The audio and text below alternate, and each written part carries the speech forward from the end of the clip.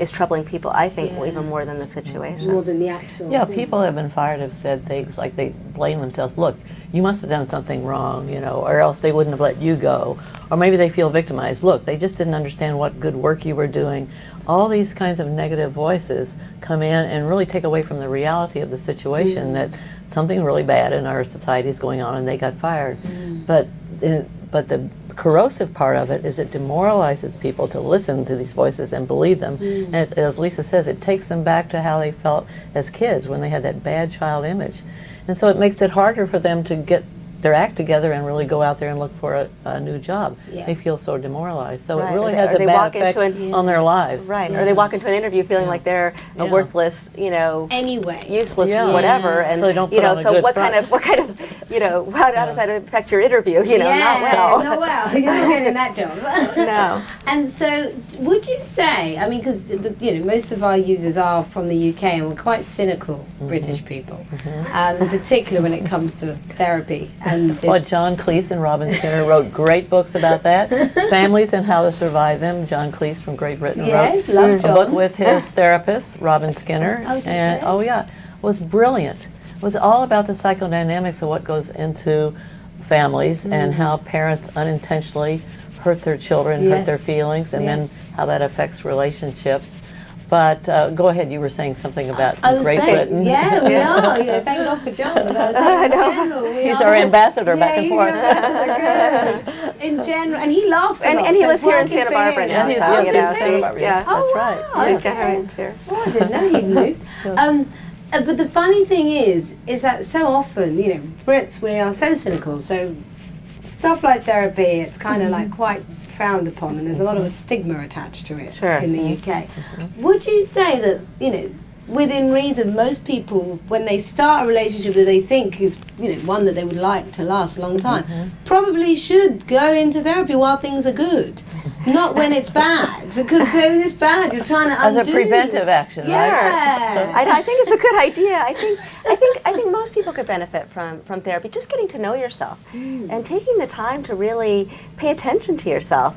I think is a real process for people that really can be helpful. And we did write our book, Conquer Your Critical Inner Voice, Joyce, my father and I, to try to help people start to identify these negative thoughts and the fantasy bonds that they form in their life, and really start to look at how it's impacting their life. But I think it's also a really good book to use as an adjunct to psychotherapy too. And that, you know, what better way to spend your time than really getting to know yourself, or really trying to understand yourself. And there's a website that's been developed based on my father's ideas called Psych Alive.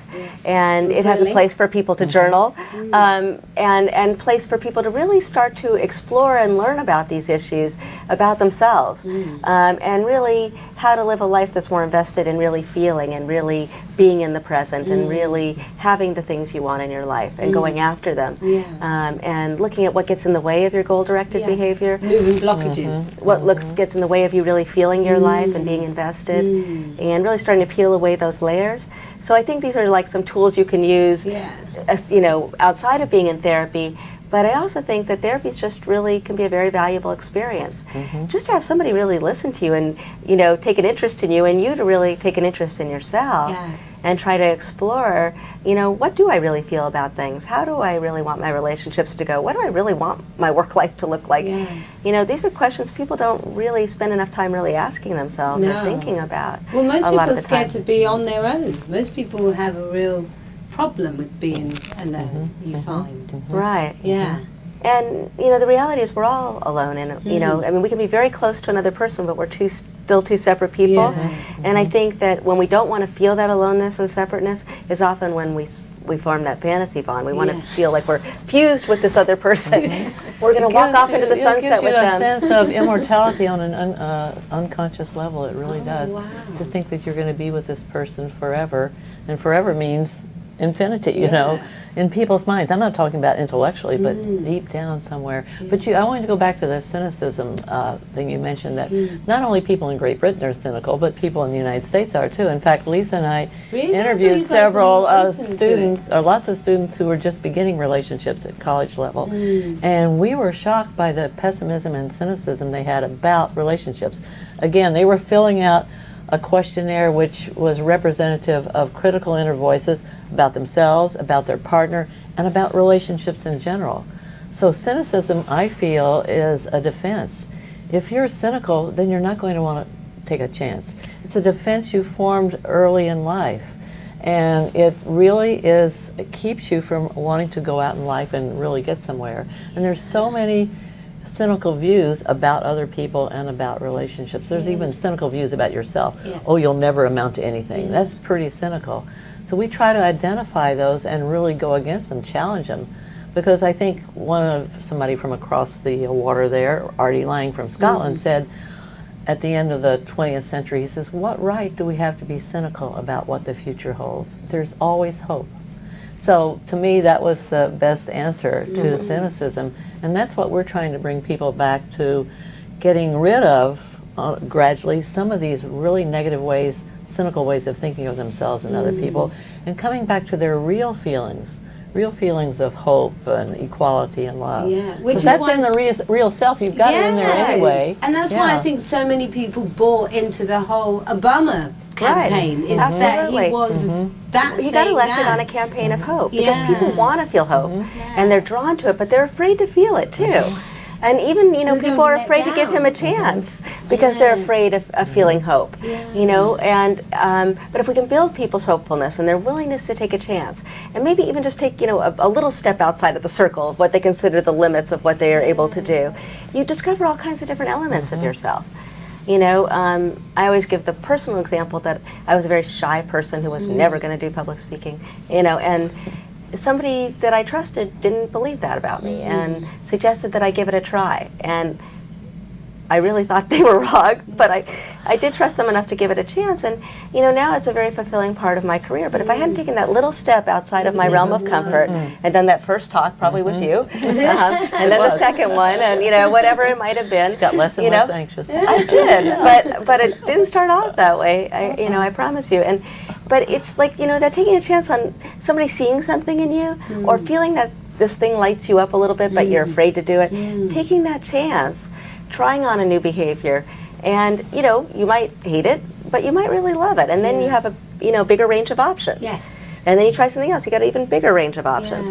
But a lot of times our fixed notion of who we are and those negative thoughts we have about ourselves really keep us in a box and really don't let us develop in our relationships the way we might want to, and in other areas of our lives, because we're just sort of have this very narrow window that we live in. Yes. And that's a sad way to live. If you think about it, it's safe, it feels safe, but it's not really very safe because the likelihood that you're really going to get fulfilled is very limited if you live that way. You don't take chances on relationships. How likely are you to have a satisfying relationship? If you don't take chances on new career moves, how likely are you to have a satisfying career life? So that cynicism really keeps you there. Yes. Because if you're just cynical about all the possibilities and cynical about life and cynical about potential relationships, then you stay in the box, And hope is really sort of stepping outside of that.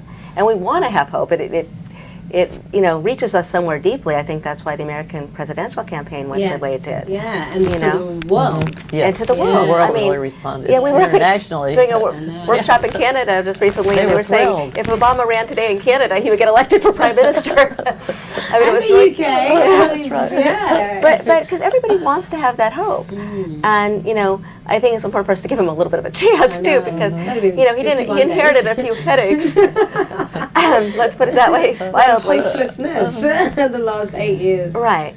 And then finally, just quickly, in terms of work as well, career, because a lot of the women who come on our site are sort of upwardly mobile, aspirational women who are sort of carving a future for themselves and finding their way in the world.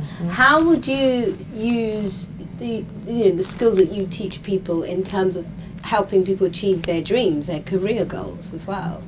Yeah, well, the way we address it in the book